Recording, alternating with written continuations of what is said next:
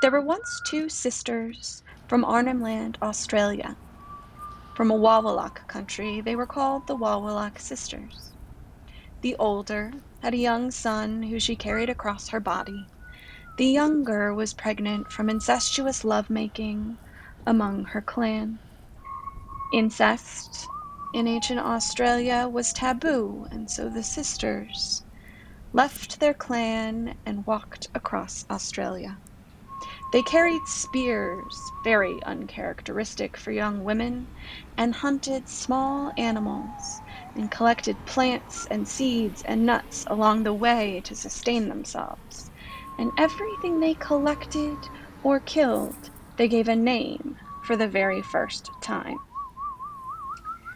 Evening came and they found a place to settle. They built a small hut and a fire next to a watering hole. And each animal they placed on the fire to cook for dinner sprang back to life and ran away. No one would be dying that night in Wawilak country. The older sister began to menstruate, and her blood filtered into the pool, which was also the home to the rainbow snake. The rainbow snake is well known for both loving and hating menstrual blood. Agitated and angered, the snake began to torment the women, and with the torment, weather began to change. Dark storm clouds moved in as if from nowhere over the women and their hut as the rain began to pour. The women retreated inside.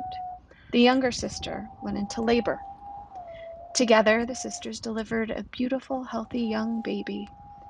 And the younger sister's post-birth fluid began to flow into her sister's menstrual blood and into the pool, continuing to anger the snake and the weather. In some versions of the story, the sisters looped their blood around each other's limbs, creating the world's first cat's cradle. And as the weather raged and the floods began to come, the sisters sang and danced in the hut in hopes to keep the snake and the rain at bay, but this did not work. For the angered snake swallowed the women and children whole. Still alive in the snake's belly, moving and writhing, the snake just could not keep them down. The snake regurgitated the women and children as they reared up into the air and began to name all of the land across Australia, giving each clan their own individual language. With this, the floodwaters began to rise, and the snake swallowed the women and children again, this time hoping to keep them in their belly. As the floods continued to rage, other snakes across the land woke and began to communicate. This time, the snake regurgitated them once more, amidst the weather, amidst the new world of language.